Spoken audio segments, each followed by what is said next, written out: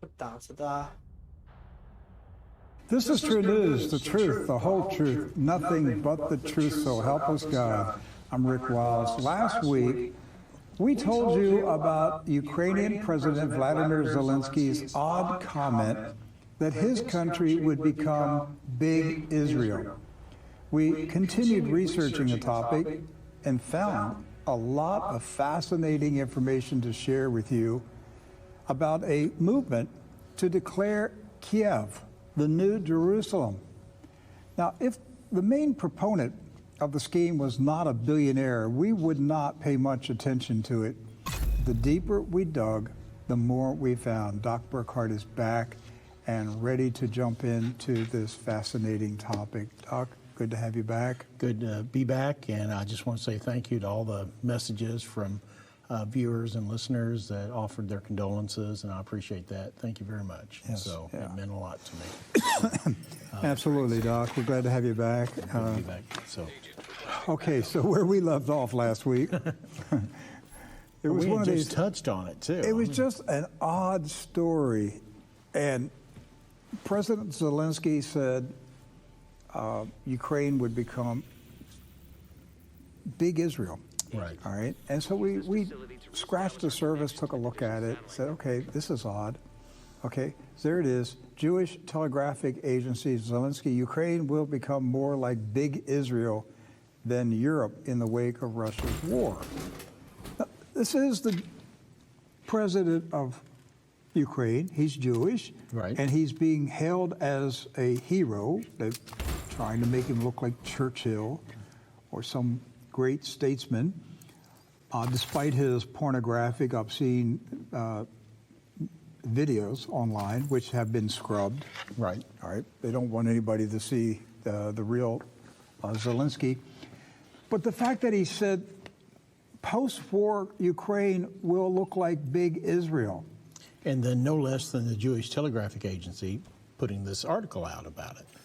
So, And then he told us why it would be Big Israel. There was one quote in that story that said a lot. So Vladimir Zelensky, Ukraine's Jewish president, said his country would look more like Israel, a democracy on constant military alert, than like their more relaxed European neighbors, given the prospect of long-term tensions with Russia. We will become a big Israel with its own face, Zelensky said Tuesday at a briefing for Ukrainian media, Rothchild reported. We will not be surprised if we have representatives of the armed forces or National Guard in cinemas, supermarkets, and people with weapons. I am confident that the question of security will be issue number one for the next 10 years. I'm sure of it. Okay, so what he said was, if you want to look like Israel, you'll have to be a police state. Basically, yes. And that's the first, when you first look at the article and first look at the quote, that's the first impression that you get. But he did use that word, Big Israel. And of course, that got us digging into some stories from the past and some interesting articles that we came up with. One, the Times of Israel. All right. So this was originally published back in 2014. And it talks about the, Israel acknowledges Jews, in fact, Khazars' secret plan for reverse migration to Ukraine. Now, if you go to that website, even today, it has this warning label on it. This blog post is a work of satire. We talked about this last week, but that warning label was only placed on this website February 28th of this year. So for 8 years, this article existed as general information on the Times of Israel website, and until February 28th of this year, when Russia made its advance into Ukraine, suddenly this became a work of satire overnight.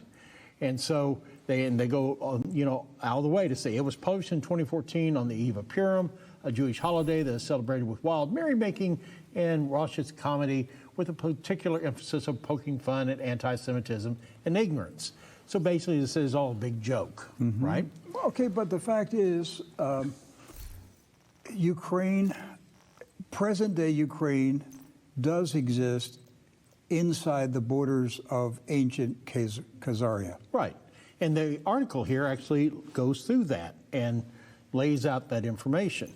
And so for 8 years, that was reliable, quotable, referenceable information, but until February 28th of this year, it became satire. That's right. And so why is Khazaria important? Because I think it was was it the 8th century? Yes. Around the 8th century, the king of Khazaria converted to Judaism. Right. And basically issued a decree and told everybody in Khazaria, we're all Jews now. Right. And so it became a Jewish nation. A lot of people think that the Ashkenazim in Europe, the Jewish people of Europe, are descendants of the Khazaria Empire. Now, if that is true, then that makes this story even more interesting because that would mean that they're not Semitic. Right. The true Semitic people are Palestinians, anybody in the Middle East that speaks a Semitic language.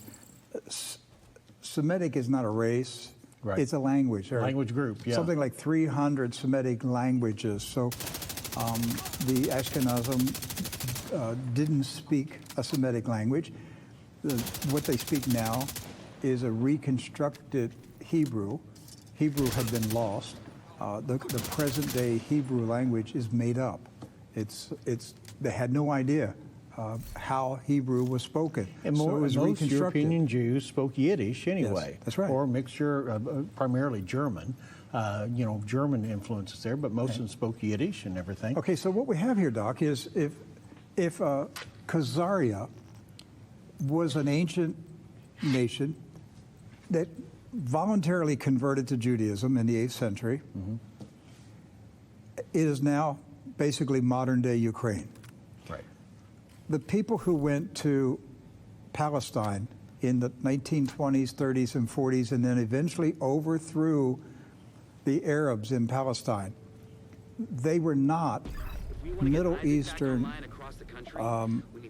Jews who had lived in Palestine all their lives and their families could trace their history back centuries. Right. They were Europeans. Right. And neither were they Sephardic Jews either. Sephardic Jews are a branch of Judaism that exists primarily in Spain and Portugal, but they can trace their lineage back to the Middle East. They were transplanted from there, but they did not participate in the recolonization. They have no desire for it. And so most likely they're authentic Jews. Right. So, but they don't desire to return to Palestine. That's what's unique about them. Now there are Sephardic Jews in Israel, but primarily they don't seek that out. And so you have European Ashkenazim people claiming to be Jews, but most likely they are descendants of Khazaria. They migrated to Palestine, overthrew the Arabs, overthrew the Arab Christians, the Arab Muslims, and the Jews who were living in Palestine. This is 1948. They used blood and fighting and warfare to establish this modern Zionist state, and the Middle East has never been calm since. Right. And a lot of Jewish people are now starting to think they made a big mistake.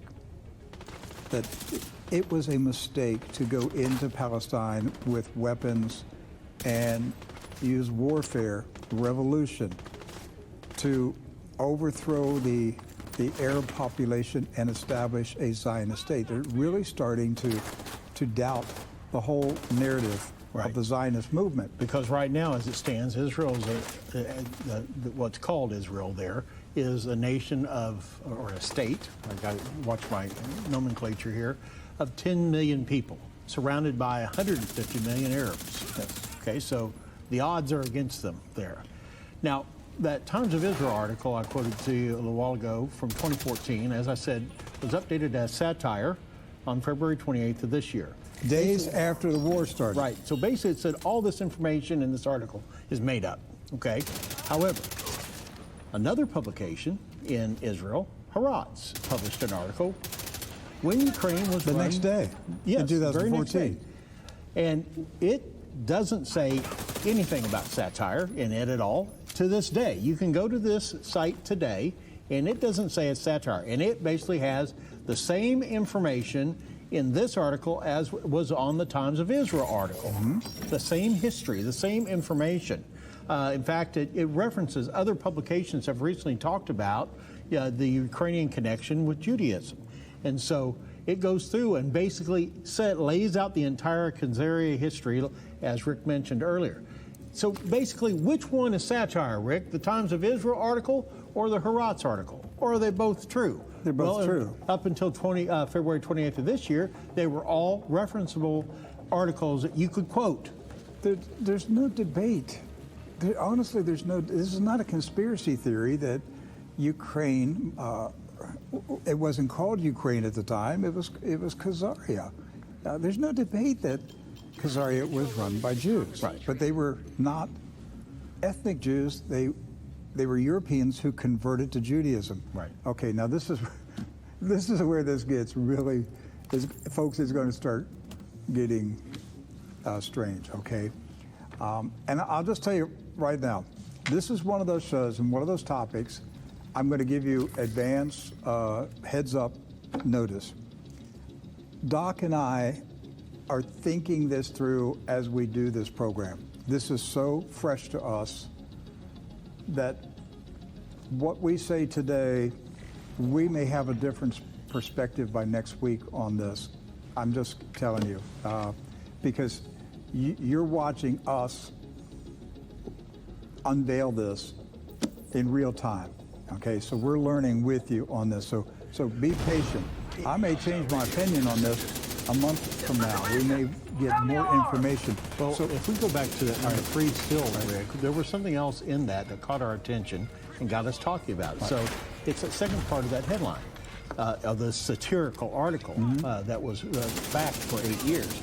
Secret plan for reverse migration to Ukraine. So that is what caught our attention. And that's what the Times of Israel in February of this year implied that's satire. Right. Don't take this article seriously. There is no secret plan for reverse migration to Ukraine. Okay, this is where it's going to start getting weird.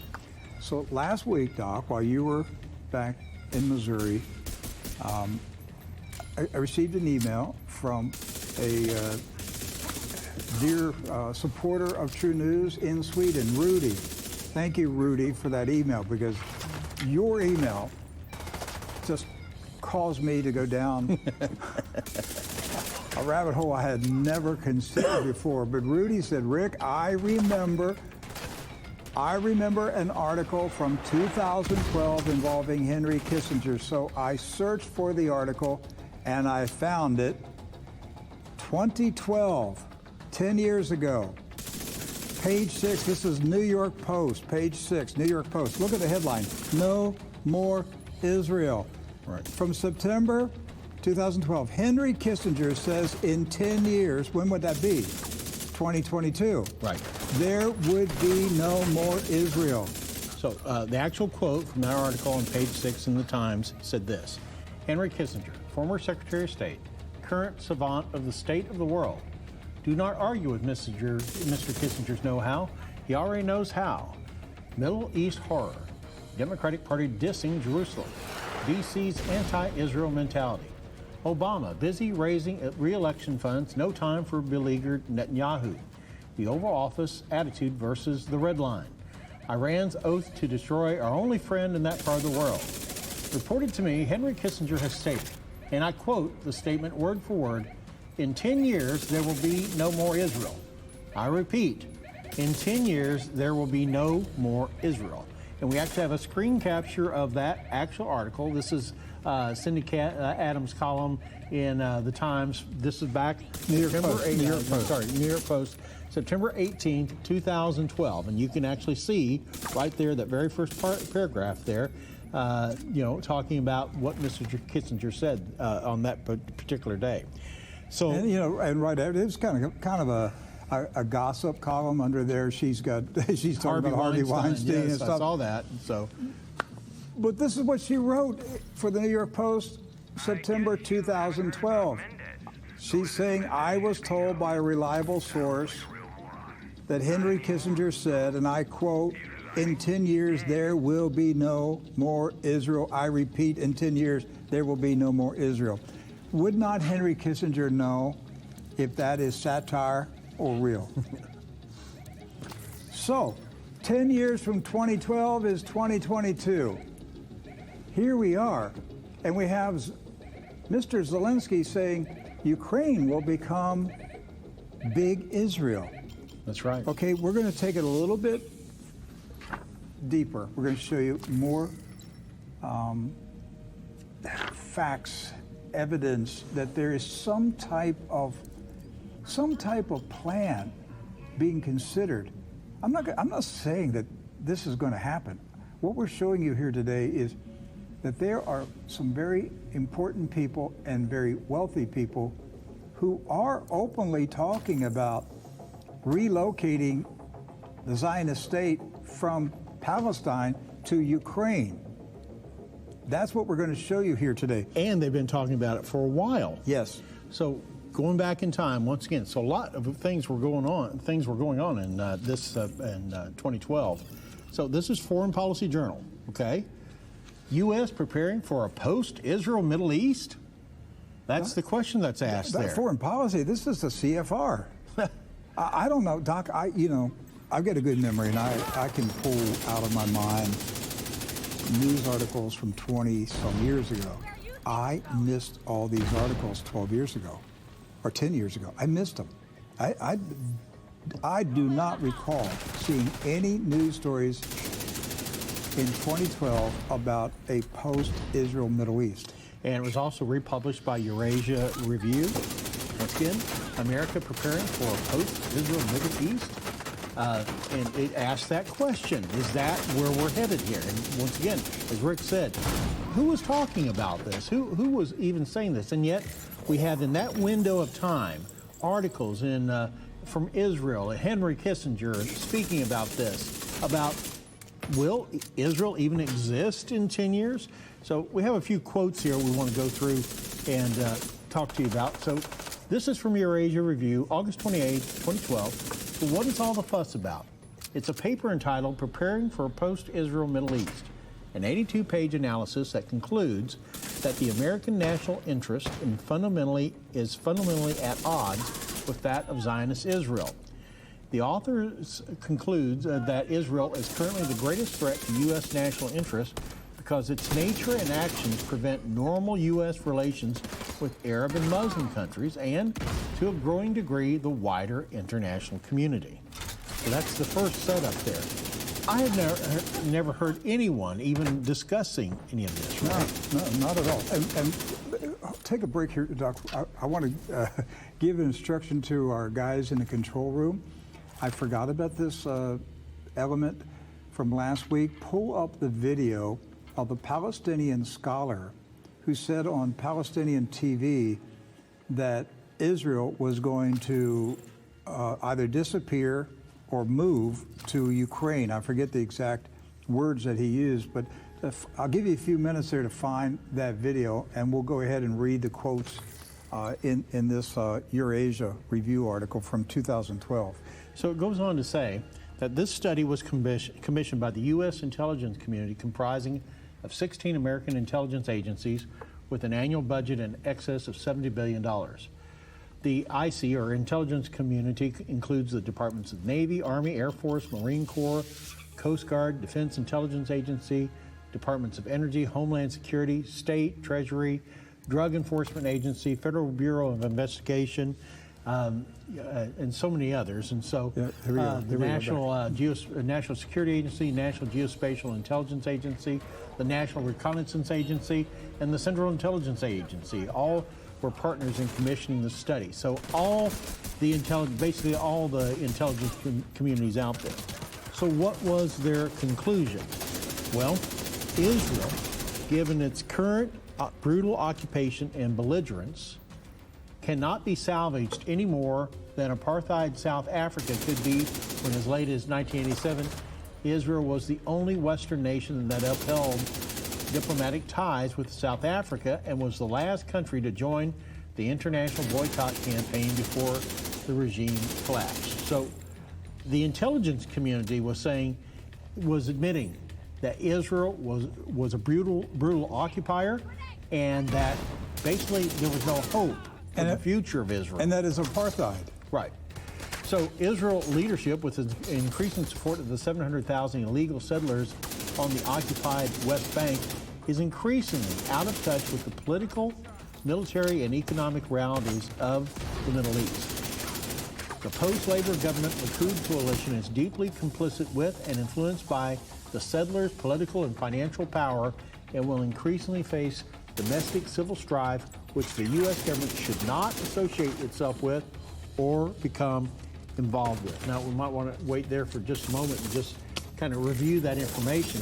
The intelligence community had basically concluded at this point that Israel's continued advancements into the West Bank by its settler communities was going to increasingly create future problems for Israel as it moved forward. Just look at the news out of Zionist Israel for the past weekend, Doc. Right. I mean, they've had shootings. What they call terrorist attacks. The Palestinians are clashing with the Israeli occupiers in the West Bank. There's violence every day, and we're going into, I guess we're already into Ramadan, and I know King Abdullah has been communicating with Prime Minister Bennett in Israel. Right. He's very concerned about there's going to be, possible eruption of violence in the West Bank and Gaza during Ramadan. So this is a way of life in the Zionist state. They are occupiers.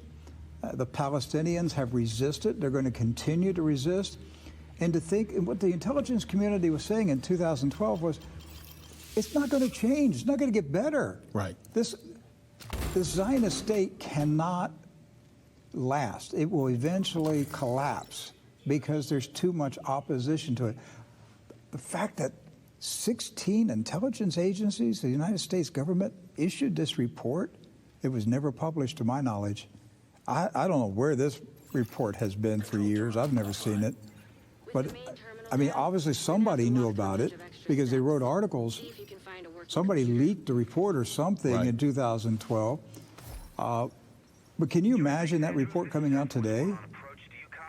I mean, it would just be shocking today because of the devotion that we have to Israel at this point. I mean, it would just knock you over. And nobody is allowed to criticize the state of Israel. Well, Rick, if you criticize the state, you're deplatformed. Well, Rick, during that period of time from about 2010 through 2014, the Arab Spring was going on. Right? Yes. That was during the Obama administration. Now, keep that in mind because the Obama administration was the one pushing the Arab Spring. Mm-hmm. When we give you this next quote here, you're going to have a better understanding of why they were doing this, okay? So it goes on to say, the Arab Spring and Islamic awakening has, to a major degree, freed a large majority of the 1.2 billion Arab and Muslims to pursue what an overwhelming majority believe is the illegitimate, immoral, and unsustainable European occupation of Palestine of the indigenous population. Simultaneous with, but predating, rapidly expanding Arab and Muslim power in the region as evidenced by the Arab Spring, Islamic awakening, and the ascendancy of Iran, and American power and influence recede, the U.S. commitment to belligerent, oppressive Israel is becoming impossible to defend or execute consistent given paramount U.S. national interests, which include normalizing relations with the 57 Islamic countries. Gross Israeli interference in the internal affairs of the United States through spying and illegal U.S. arms transfers. This includes supporting more than 60 front organizations and approximately 7,500 U.S. officials who do Israel's bidding and seek to dominate and intimidate the media and agencies of the U.S. government, which should no longer be condoned. There's a lot of this quote. This is a quote from a U.S. intelligence report. Doc, this sounds like true news. Right. Gross Israeli interference in the internal affairs of the United States through spying and illegal U.S. arms transfer. How about Jeffrey Epstein and a blackmail operation involving little girls? 60 front organizations inside the USA. Right. Looking at the first part of this particular outline, Rick, it does bring up the question, do they sacrifice diplomatic relations with 57 nations over the diplomatic relations with one nation? Right. And that's really at stake there. I'm not suggesting this. I'm just saying this out there. If there was no Israel, would we have a problem with Iran right now? No.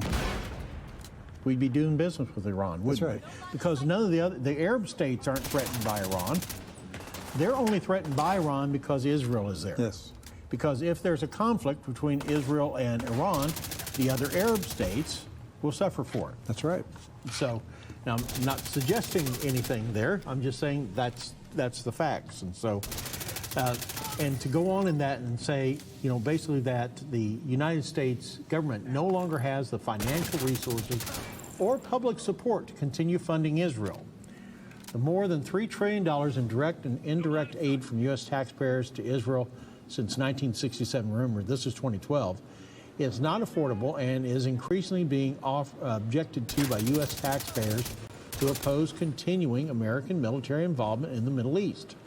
U.S. public opinion no longer supports funding and executing widely perceived illegal U.S. wars on Israel's behalf. The view is increasingly being shared by Europe, Asia, and the international public, and also by the next generation. The next generation of voters don't care about supporting Israel. So Israel's segregationist occupation infrastructure, evidenced by legalized discrimination and increasingly separate and unequal justice systems, must no longer be directly or indirectly funded by the U.S. taxpayers or ignored by the U.S. government. It goes on to say, Israel has failed as a claimed democratic state, and continued American financial and political cover will not change its continuing devolution as an international pariah state. Translated, it doesn't matter how much money or how much military aid we give to Israel, Israel is always going to be a pariah state to many in the UN. So a reminder to our viewers, what we're reading are excerpts from a U.S. government intelligence community report in 2012. 16 U.S. intelligence agencies collaborated and produced this report. And these are the conclusions of this. This is shocking for me to find out that in 2012,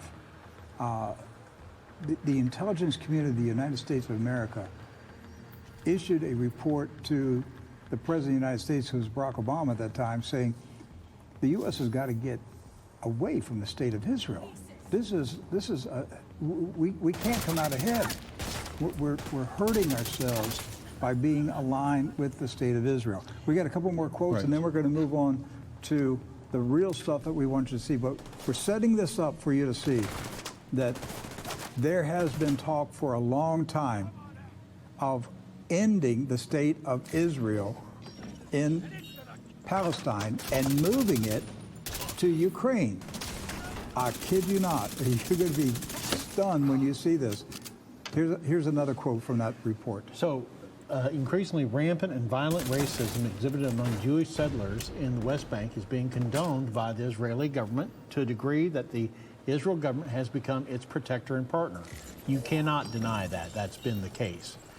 The expanding chasm among American Jews objecting to Zionism and Israeli practices, including the killing and brutalizing of Palestinians under Israeli occupation, are gross violations of American and international law and raise questions within the U.S. Jewish community regarding the American responsibility to protect innocent civilians under occupation.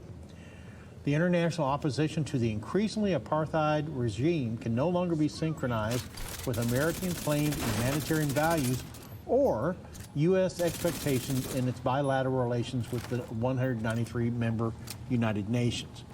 And the draft ends with language about the need to avoid entangling alliances that alienate much of the world and condemn American citizens to endure the consequences. Okay, now we go to the next article from 2012. Haratz. Has our expiration date arrived? So this article speculates here, puts out the idea that, are we going to see the end of Israel? Now remember, Henry Kissinger had said in 2012, just a month and a half earlier, prior to this, that in 10 years there will be no Israel. And then we have a major publication in Israel saying has our expiration date finally arrived. So we have now arrived at the date Henry Kissinger predicted would be the end of Israel. And what are we hearing? Vladimir Zelensky saying Ukraine will become big Israel. Right.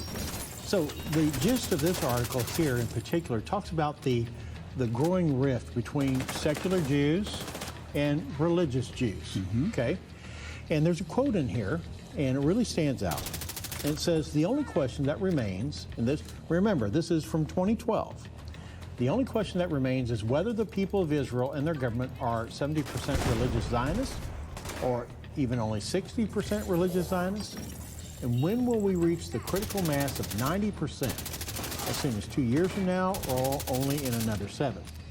And so making the case here within this article that, you know, there's a lot of secular Jews that aren't necessarily as devoted to Israel as many religious Jews are, okay? And that at some point in the future, that's going to cause a conflict, that there might be a time in the future where Israel will no longer exist. Or the secular Jews will separate from the religious Zionist Jews that are controlling the state of Israel. Right. So that brings us to today. And that's where we're headed. All right, so Doc, you found this next guy, and this is a new one to me. This man is a billionaire in Ukraine, the founder of Great Ukraine political party, kind of like the MAGA, Make Ukraine Great Again. His name is Igor Berkut. Yes. And so this particular article from Michaela LeConte asked the question, who is Berkut and who is his brother? Reflections on the New Jerusalem Project. Now, that's the one thing in particular that we want to focus on. Mr. Berkut has actually put out and is the executive director of the New Jerusalem Project, okay? But his name is not Berkut. Right. He changed his name to Berkut. Right. He was Igor Gecko at one time, Yes. and that kind of reminds me of that movie with Michael Douglas. He was Gordon Gecko. And Yes. so here we have another billionaire, but this billionaire has a very special project. His project is to establish the New Jerusalem in where else? Ukraine. And he's even gone so far as to actually start a settlement there. He says an epical event at the beginning of 2017, which the world media did not even mention in passing, was the landing of the first group of immigrants from Israel, headed by Igor Berkut in the port of Odessa. This group of 183 Jewish pioneers arrived in Ukraine from Haifa in order to lay the first stone in the foundation of heavenly Jerusalem on the fertile land of southern Ukraine. So on the first day of the coming year of the Red Rooster, that was 2017, the portal told the world. And so this is from a speech from Igor Berkut himself, the executive director of the project to create the main center of world Jewry in the territory of 5 southern Ukrainian regions. It became known that New Jerusalem by 2027. It will become a hotbed of prosperity for Jewish settlers built on the technologies of the 7th economic order. According to Igor Berkut, who is revered by many in Israel as Mashiach ben Yosef, the money and decisive breakthrough technologies for the heavenly Jerusalem will be given by the largest banking houses and global multinational corporations, most of which are owned by Jews. People are calling him the Messiah? Yes. So now this project, it's currently underway. You can look this guy up online. The Heavenly Jerusalem Project is a practical response, now listen to this, to the predictions of the well-informed political heavyweight Henry Kissinger and the late Palestinian prophet Sheikh Yassin that by 2022 to 2025, the residence of Jews in the current territory of Israel will become impossible due to the aggressiveness of the surrounding Muslim population, natural anomalies, and the future cataclysm battle of the end. All right, so there's a lot to absorb there so far, Ray. Now, if this is accurate, beginning this year, yes, it's already started. we're going to see a movement that will culminate in 2025 of the relocation of Jews from the state of Israel in Palestine to Ukraine. Right. And Israel will move. There will be a big Israel. Are we going to see a little Israel, a big Israel? Or will Israel become the current, what they call the state of Israel? Notice it's not a nation of Israel, it's a state of Israel. Because it was created by the United Nations. Right, so it's a state of Israel. Maybe it becomes something else. Maybe it becomes a negotiated Holy Land for all three major faiths, and we'll touch on that here later in, Doc, in the program. Is it feasible that the secular Jews are going to desert the state of Israel in Palestine and abandon it to the hardcore religious Zionist Jews? Well, and will the Zionist Jews be able to hold off an uprising by Palestinians? Will they be driven out, or will they recede to the pre-1967 borders of the state of Israel? Well, and those are all great questions. I think the marketing ploy is going to be, you can have your old Jerusalem, we're going to New Jerusalem. And what happens to Israel's nukes? Well, and that's an even greater question there. So who and how is controls Vladimir that? Putin going to feel about Israel moving its nukes to Ukraine? Well, if you really dig down into some of the aspects of Berkut's philosophy, he's saying that there's a partnership actually going on behind the scenes with Russia to make this happen, with Russia and other and with leading Jews from around the world. Could Vladimir Putin's personal rabbi, the man that we met in Davos, He's Shabbat Lubavitch. Yes. So, and Shabbat Lubavitch is directly connected with this. And so, now, one more quote from that particular article. It says, an advanced group of Jewish settlers led by non-Jew Igor Berkut began preparing the infrastructure to receive the first 100,000 Israelis. Their arrival and resettlement in the territory of New Jerusalem and Odessa, and I'm going to butcher these names, is expected until mid-2018. In total, by the end of 2022, 6 million Jews from Israel and more than 12 million from Russia, the United States, and European Union are expected to arrive in the new homeland. So hold that up there for just a moment. Well, how does this war help this to be materialized? Well, Rick, the easiest way to build new things is to destroy everything that's already there. And so is Russia... And it moved all the Ukrainians, moved 6 million Ukrainians out of Ukraine. Think about that. There are 6 million people that have left Ukraine in the past 2 months here. They have vacated Ukraine. 6 million, okay? Now, it is interesting that... And is Putin, I brought this up last week, will Putin be required that Russia will have to pay war reparations in the billions, trillions of dollars to rebuild Ukraine? Well, and now I'm beginning to think maybe that was all planned in the first place.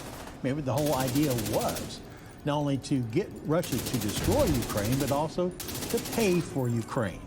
And the way the Americans do it. Yeah. So now we're going to show you the proposed map of the New Jerusalem. This is by, Igor Berkut's group.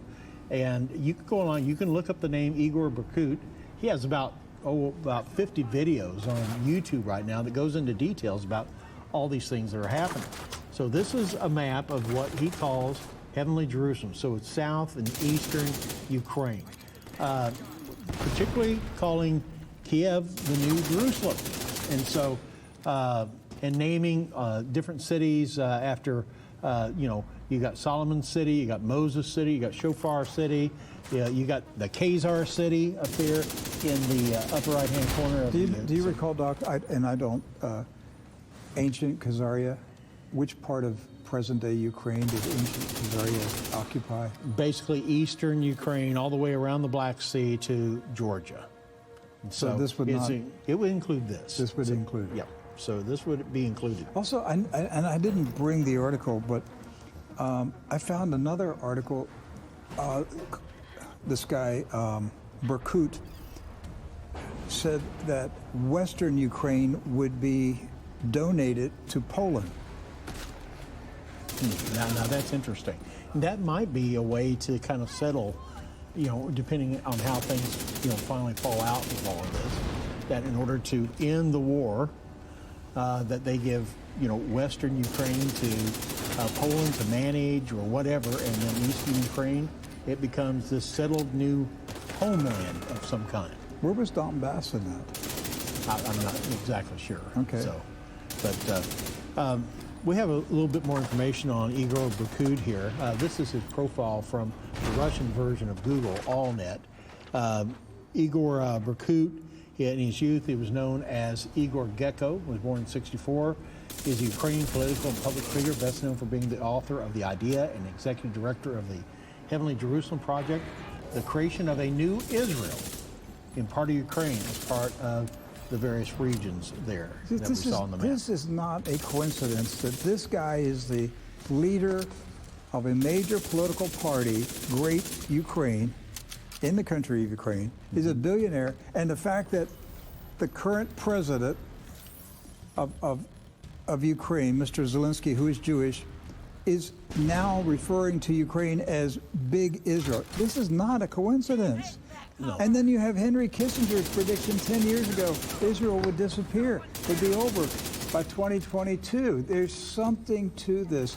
Now, Mr. Gecko changed his name to Mr. Berkut.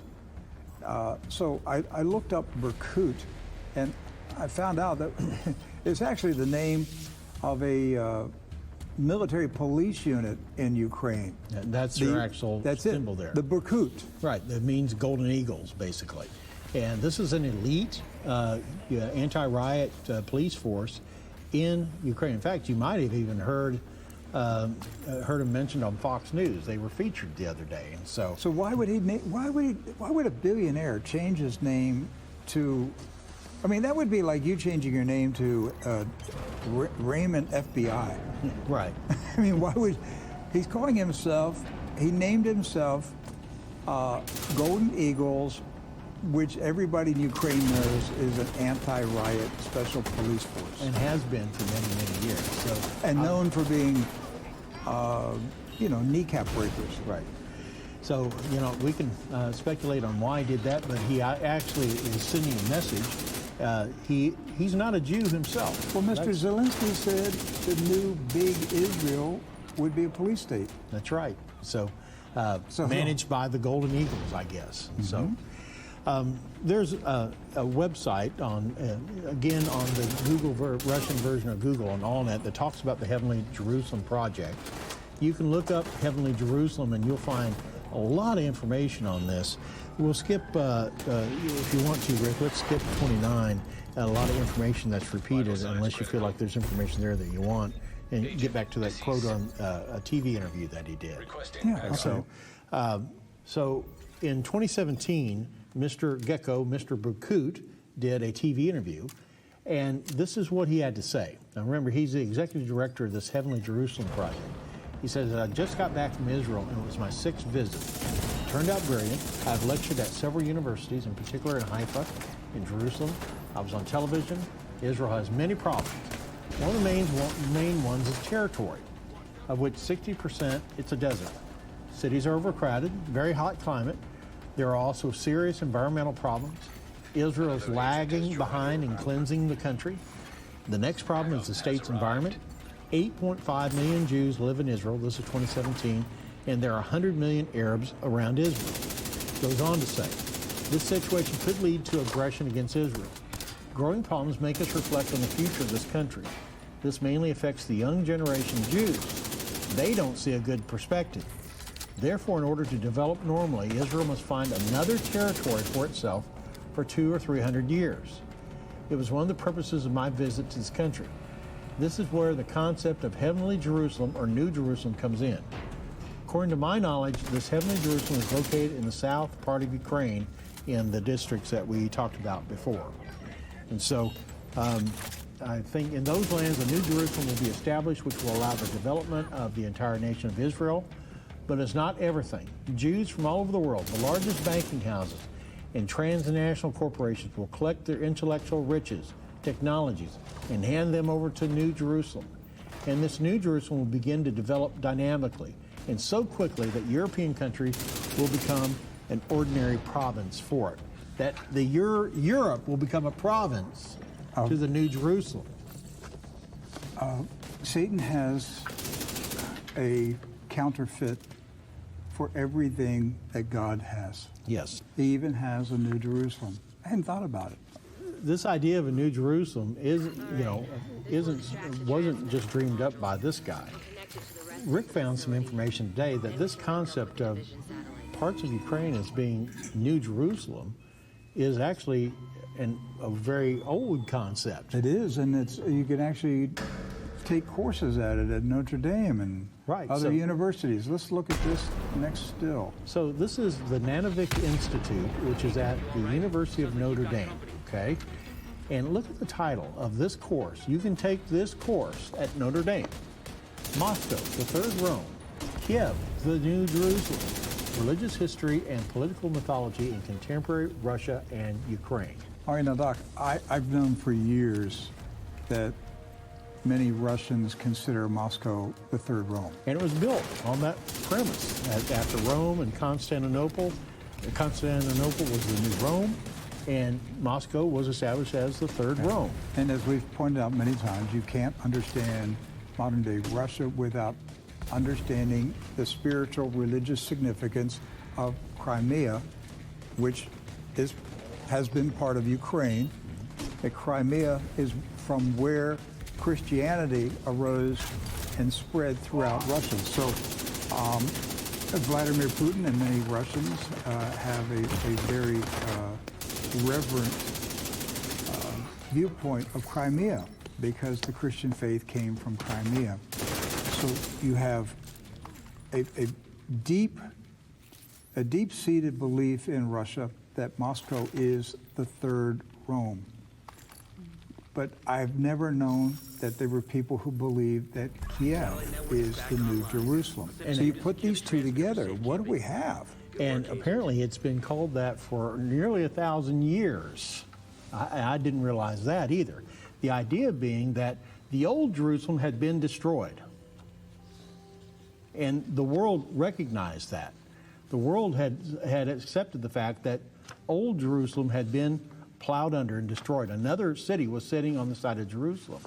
And so you got about 800, 900 AD, you've got people that are establishing a new Jerusalem, a new place of religious authority. Yeah, another website, this is number 32 for Control, did an entire article on this idea. And this is from the Religious Information Service of Ukraine. And so Kiev, the New Jerusalem. And if you have seen pictures of Ukraine, you see these elaborate buildings and the awesome architecture, really all over parts of Ukraine. But the idea in this particular article from the RISU is that it has been in Ukraine's long memory of Kiev as being New Jerusalem. And we're just now catching on to this. Now, in the article, it says in July 2010, the Ukrainian Autocephalous Orthodox Church issued a statement calling Kiev the New Jerusalem because Ukraine's capital is a religious ideal that for centuries defined the spiritual, cultural, and political priorities of the people of Ukraine. Ukraine, the second largest and potentially one of the wealthiest nations in Europe, is re-examining its history and its place in the European family. Few in the West have noticed, and those that have don't fully understand Russia's anxiety about the reassessment of widely held and long accepted views of Russian-Ukrainian culture, history, and spirituality. And so one of the reasons why Russia is so interested in what's going on in Ukraine, really, Russia was birthed out of Ukraine. It came out of Ukraine, not the other way around. All right, so Doc, you have Zionist Jews that want to declare Ukraine to be New Israel. Right. You've got a billionaire, a Ukrainian billionaire, political leader, who is leading the New Jerusalem movement. Right. And then you have the Russians and the Orthodox Church that for centuries have viewed Kyiv, Ukraine, as New Jerusalem. Right. So you've got a lot And of... Moscow as the third Rome. Yeah. You've got... This idea is not just Jewish alone. It's not just Zionist alone. No. Okay, so is the Vatican in this? Well, it's funny you should mention that, because here in just a few days, they're trying to work out a meeting between Pope Francis and Patriarch Kirill of Moscow. And so Israel and the Vatican are discussing the Pope's visit to Jerusalem for a meeting with Russian Patriarch. So they're going to go to the so-called current Jerusalem for a possible meeting. Now, what could this meeting entail? I don't know. You know, when I saw it today, I mean, my first thought, Doc, this topic is what's under discussion. If I recall the article, the Pope, I think, is going to be visiting Lebanon in June. Right. And they're going to take him by helicopter to Jerusalem, and Patriarch Kirill is going to come in, and they're going to do a brief meeting in Jerusalem. The Pope of the Roman Catholic Church and the Patriarch of the Russian Orthodox Church, they have been split.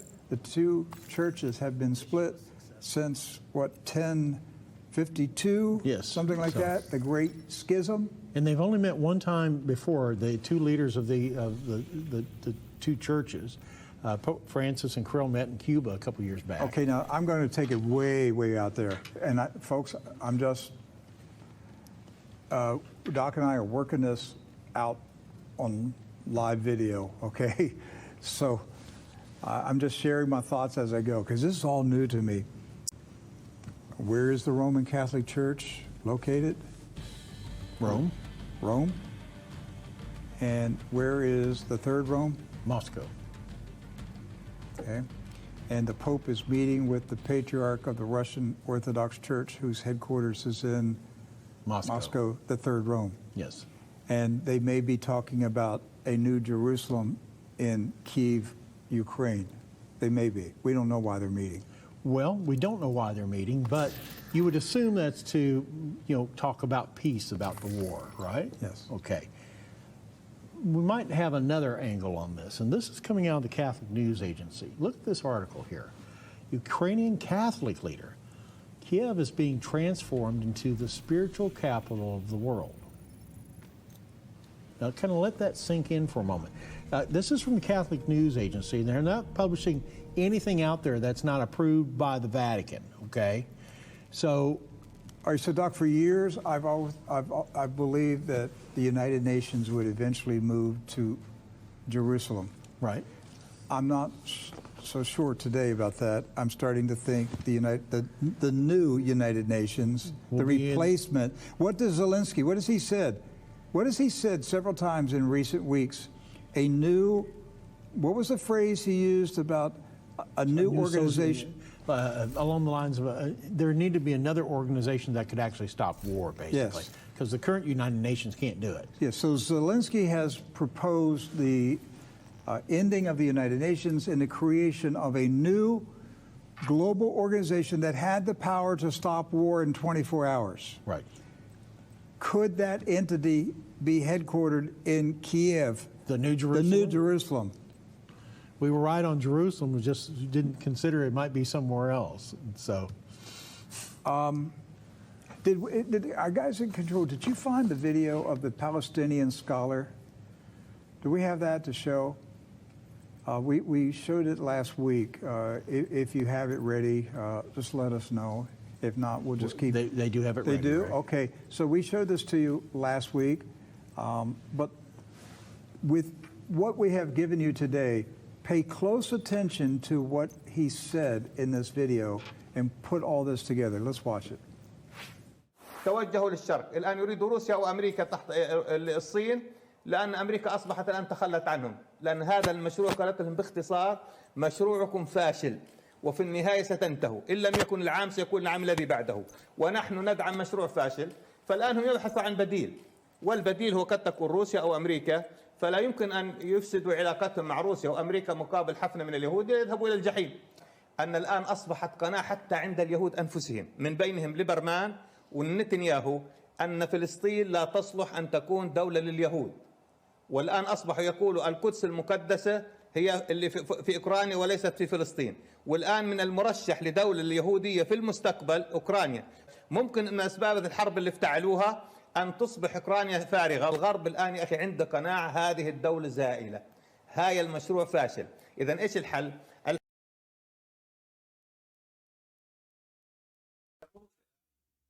Just for context, this is the video that I read out to you before. It's just the same video about the Jewish and the Israeli state working together.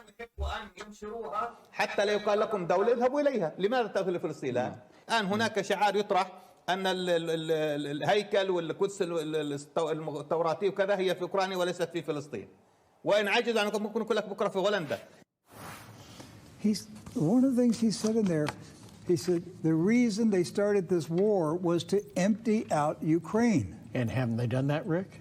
They've 6 million people have left Ukraine since the 1st of March. That's a month and a half, less than a month and a half.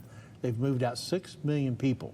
Now, once you move and gone someplace else, it's unlikely you go back because you got new jobs, you've set up houses and everything. It's hard to move back. So you've emptied out a country, you bombed the daylights out of it, right? You've basically flattened it. You've destroyed infrastructure. Who wants to move back to that? If I'm in Poland and I've got running water and electricity and TV and a job, why would I go back to Ukraine and live in a bombed out apartment, maybe have electricity one day a week? And Doc, to my knowledge, the war has not touched Western Ukraine. Right. So where are most of the Ukrainians living? Poland. Yes. So this idea that they're going to give Western Ukraine to Poland isn't far-fetched at all. So Poland gets rid of the Ukrainian refugees, puts them back into Western Ukraine, and Eastern Southern Ukraine becomes Israel. But now, let's say you say to a bunch of citizens of the current state of Israel, instead of putting up settlements on the West Bank, they're not committed to Israel because of its religious significance or anything. They just want to they want to build a house. If they have to steal it from a Palestinian family, they'll do it, and they have been. But what if the proposal was made, listen, how would you like to have a lot of land? How would you like to participate in establishing a new Israel somewhere else? Without any fighting. Right. The fighting's already been done. All you got to do now is go in and take it. Right. How many of these Jewish companies, these Jewish billionaires and everything else would jump at the chance to establish that? More of a secular state, more of a European state than a religious state. We'll leave the religious Jews if they want to be near where the proposed side of the temple, they can stay. But the rest of us, the ones who want to do things and be European? Yes. You mean live like Europeans? Right. They can live in a European country and call it New Israel and New Jerusalem. And the Russian oligarchs who are hiding moved to New Israel. Right. And now they've got a new life and they're welcomed and they can rule this new country. And what's interesting is a lot of these tech companies that are in Israel right now have for years outsourced a lot of their call centers and their technicians and everything to Ukraine. They've been there for a while. I didn't know that. Yes. And so there's so much related to this. We can go really Doc, deep with this. Before we close, you have one more idea, and I don't know if you're prepared to talk about it. A minute or two here, but you were talking in my office today about an energy connection between the current Zionist Israel and Ukraine and involving the China Belt and Road. Right. Well, it took me back when I thought about this when I was up in Missouri, that remember a couple years ago when they had this big energy deal. Israel had this big energy deal going on with Greece. This big, it's supposed to be Leviathan, remember? Yes. The big bubble of gas under the Mediterranean? Right. And so Greece and Israel have access to all this natural gas under the Mediterranean. But you've got to get it to market. You've got to get it to Europe. Europe is your market. That's where you want it to be. But for years, Israel has been developing pathways from Israel to Ukraine. Right now, the pipeline going through Ukraine is owned by the Russians. The Russians have that. And they're supplying the gas through Ukraine. Ukrainians are siphoning it off. But Israel, in order to get gas to Europe, either has to go over to Italy and up, or it goes up the Black Sea to Ukraine. Those are the two options there for it. And I got to thinking about that maybe, think about that, Israel has sold the Haifa port to the Chinese. China wants access to Europe too. Rick, I think that Israel and China have already agreed on a handshake deal or a secret agreement or something like that, that they're going to develop that entire corridor from Israel all the way up through Greece and to Ukraine, uniting little Israel with big Israel with energy and new wealth for this new Israel in Ukraine. I don't think it's far-fetched at all. China wants to get to its products to Europe. And that may be, we were always confused. Why did Israel make a deal to sell the Haifa port to the Chinese? And of course, that perturbed America a whole bunch. Israel's got a long plan here, Rick. Sure. They've got a long plan here. Where do you think Vladimir Putin is in this? Is he aware of it and participating with the plan, or is this totally opposite of what he's wanting to do? Well, I don't know. I don't know either, but a lot of people involved in the New Jerusalem project are of Russian descent. Yes. And, the Heavenly Jerusalem Project. And, in fact, Igor Berkut is Russian. He's not even Jewish. Yes. And so... And there are people suggesting that Berkut is a secret Russian agent. There's some that have suggested that. But what would be Putin's motivation in setting up big Israel in Ukraine? Well, they would have the opportunity to rebuild. Instead of the Americans rebuilding a country, now Russia could rebuild a country. They would have that opportunity. They would have the contracts. They would have the opportunity. After all, we're sorry we blew it up. We'll rebuild it. And so that might be one take on it. Hey, so, if you have any ideas, write to us. You can email us at info@truenews.com, info@truenews.com, and your comments will get over to me, and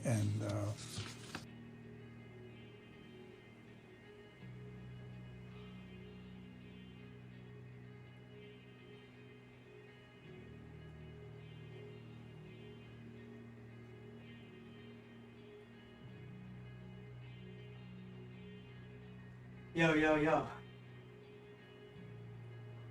So that's pretty much what I was saying before. They seem just as confused as I am about why Russia would be involved in something like that.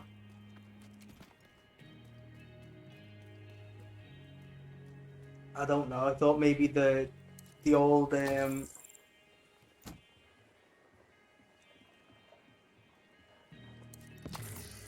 it's just confusing. It's just so confusing. Doesn't make sense at all. But a lot of their plans don't make sense until about 40-50 years down the line, when massive amounts of the population have been sacrificed for their agendas.